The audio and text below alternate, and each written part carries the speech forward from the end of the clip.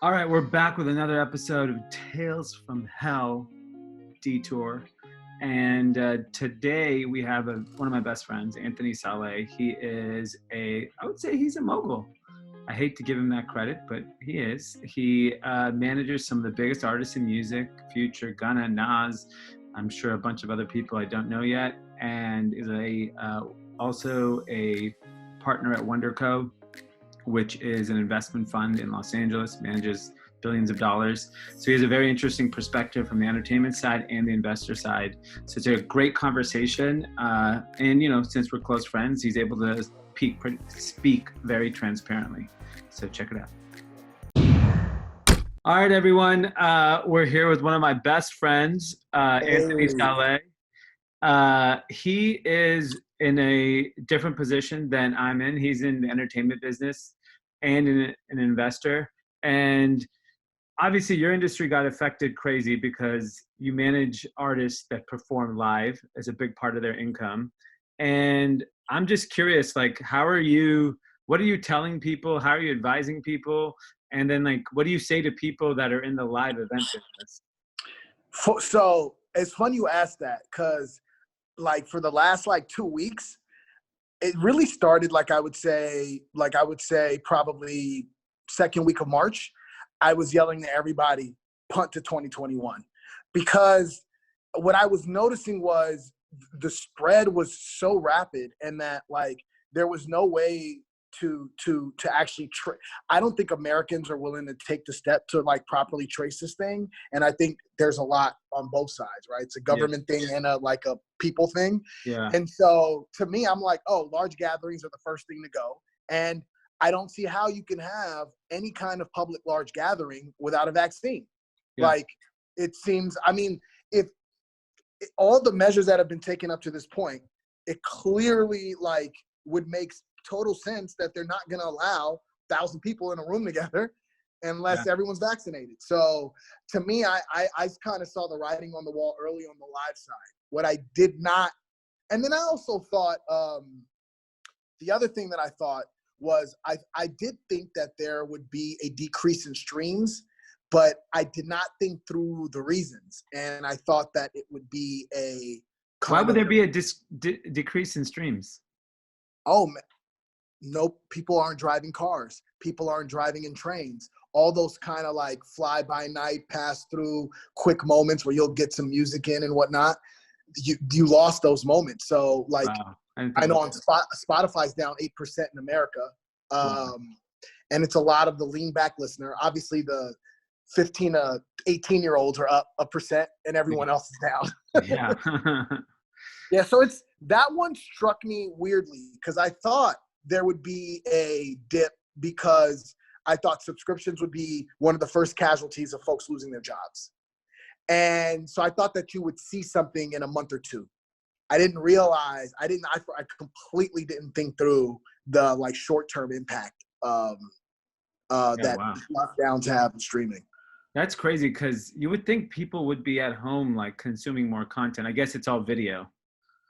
Yeah, it's video. And to be honest with you, man, if you really think about it, I was talking to someone pretty close to me, and we were talking about podcasting and how even, podcasting kind of listener minutes are down overall. Yeah. And it's not necessarily because people aren't interested, but when you're locked in a house with someone all the time, there needs to be some kind of mutual, you're not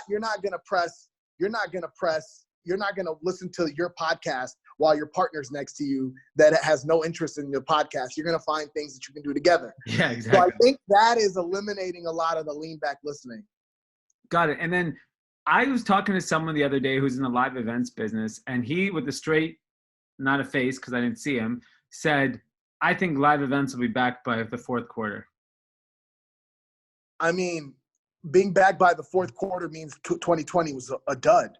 Yeah, so that's not a bold statement to me. But you think that there's parties, events, and concerts at the end of this year? Is that possible? All right, so I just can't imagine Rolling Loud doing a concert for 60,000 kids in LA while people still have coronavirus. I just can't see it. I can't see it. That's fair. I can't see it.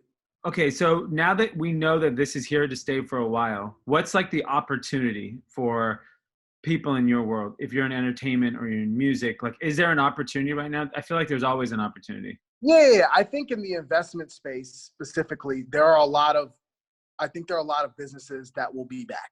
And I think that, a lot of self-education platforms are going to probably do very well. People are going to want to learn languages, take up hobbies, things like that. I think a lot of those kind of companies will survive and do well. On the music side, to me, as a new artist, right, I think like the coolest thing artists can do is go live with each other, because fans do not get to see two superstars having like really intimate conversations at times like this. The live concert thing, I think, is going to come and go. Like, I mean, the production value is shit. Yeah. Some folks are getting really creative, and there are some cool moments. And I think the unplanned kind of pop-up thing is really cool. But I really think fans get a kick out of seeing like two big artists or an artist and an athlete or an actor and an athlete kind of just shooting the shit and talking. I think there could be a lot of brand building being done. And listen, you should be putting out music. I think, honestly, for new artists, it's level playing field. You know what I'm saying? Like, this is your opportunity to really shine. I think for the established artists, you have to be very careful and mindful of how you do things, because, like, listen, at the end of the day, as a musician, you make most of your money on the road or like doing kind of brand deals or showing up or being a celebrity. Like, your face makes you money. And that has obviously been brought to a halt. So if you put out a big album and really line it up and roll it out, you're talking about not properly even being able to monetize on this moment for 12 to 18 months. By then, you may want to have to get hot again. You know what I mean? Yeah. Like, because the consumers move so fast. So it's about trying to time how you drop records, maybe like stretch it out longer. Maybe folks should be putting out more singles. Yeah. Sorry about that. Someone just called me. Sorry. Anyhow, maybe folks should be putting out more singles, you know, all kind of those things. So there are a lot of different angles to it, in my opinion. I think new artists should be as active as ever, and bigger artists should be active but be strategic and make sure it leads to something. And do you think that is there any fear by people in the entertainment industry that they're just going to be forgotten? That like we're going to come out of this and all of a sudden it's just we're going to be interested in different things? Listen, that very well could very well happen. I think artists who are like on their climb at this moment, who like were ready to go on tour and hit all the hot festivals, I feel really bad for them. You know what I mean? Like, I think they're probably looking at it like, whoa, I finally got my moment and now I can't make the millions of dollars that I thought I was going to make. But to me, I think like everyone's had a second, third, fourth, fifth chance, a resurgence and whatnot. I think everyone has a shot. The people that I probably feel worse for are like roadies, tour managers, production managers. I mean, you want to talk about their business coming to a screeching halt. For a while, yeah. You know what else I feel bad for? Jewelers. Private jet companies. Yeah. So on that note, like in terms of money, do you think like a lot of these people in entertainment can stomach 1 year of no touring? No, like how are people going to handle this? It's funny. I said, I tweeted to somebody the other day, every artist is going to get a taste of what it feels like to be a rap, what it feels like to be finished. Yeah. Everyone's going to get a taste of it. When the phones don't ring no more and the checks stop coming, everyone's going to get a taste of it. So they're going to all feel how it feels for their career to be over. And I think it's a moment for people to learn. Yeah. And so do you think there's an opportunity for record labels or people in the music industry or entertainment industry that have money to take advantage? Yes. That's going to happen. Yeah. We're not there yet. We're like, what, week 2? But yeah. Week 10. Yeah. Once we get to week fucking 7 or 8, it's a wrap. Money's going to dry up. Yeah, I think it will. And then from an investing standpoint, obviously you're part of a big fund, but if you're an individual investor, when do you feel comfortable in your eyes actually starting giving people money again? Either if it's small business or anything. Do you feel confident to write a check today? I mean, it really depends on if you're launching like a, you know, a service business, absolutely not. You know, like if you're, you know, launching a product that has like a long lead build time, or a brand that has a long lead build time that like really covers a pain point that isn't necessarily affected by folks' ability to spend money. Like, I think, you know, I think businesses like that, I would look at, we're looking, you know, we're looking at stuff in like fertility education. We're looking at businesses like that. We've looked at a lot of deep tech things that feel like they have like a pretty long kind of ways to go until they're ready. So like that allows them the ability to just keep building and keep their head down, and then they'll enter the market to hire at a much better place for them, because folks are going to need jobs.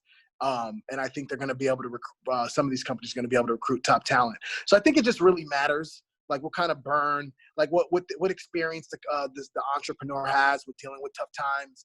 You know, a lot of entrepreneurs I work with now have fought through the 2007, 2008, 2009 years. So they've like been here before, you know, and it may be worse, it may be better, you know, no one knows, but like they felt it. So it's good to bet on second, third time founders who feel that way. I think that's another thing that I'm really focused on as well. And, you know, I got to be honest, like the investment community has been very responsible throughout this thing. Like folks who were raising money for an idea that I seen a couple companies who had just raised a round, just give the money back. Like, we're not doing this.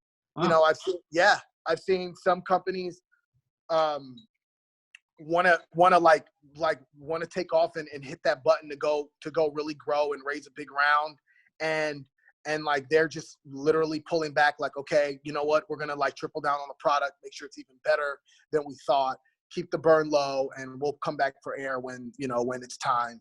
Folks are being smart about it. I don't see a lot of companies who are hitting me with the desperate, you know, like, oh my God, please just give me another $100,000 and I can make it work. Like, no, everyone's being really responsible for the most part. And I think because this is a real human issue, you know, this isn't about the rich collapsing. This is everybody. Everyone's affected by this, rich or poor. So my last question is, you're friends with a lot of very, very wealthy people. What are they saying? What are they thinking? No, I think the world's over. Do they? Yeah. Are they actually scared? I mean, I think they're scared. Because I don't think they were scared. I think if you were in finance, you were scared in 2008. But I don't know if all rich people were scared in 2008. They saw it as an opportunity. Is this the actual first time where they're like 9/11 was scary for everybody because you didn't know? I think artists, I'll tell you this. So like artists and celebs, I think a lot of people in hip hop, it's like starting to really set in now. They're like, okay, everyone's like, okay, this is real. Yeah. Hollywood, you know, they're always early. Yeah. So tech was even earlier. One of my really good friends who runs one of the biggest funds in Silicon Valley said they closed their offices in February. And they saw it coming.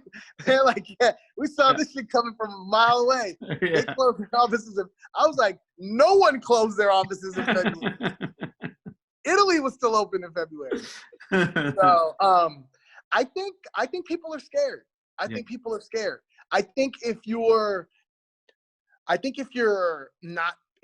not paying attention, there's a chance you could just be like, fuck it. But the problem is so many people are terrified that it is turning folks into believers who aren't.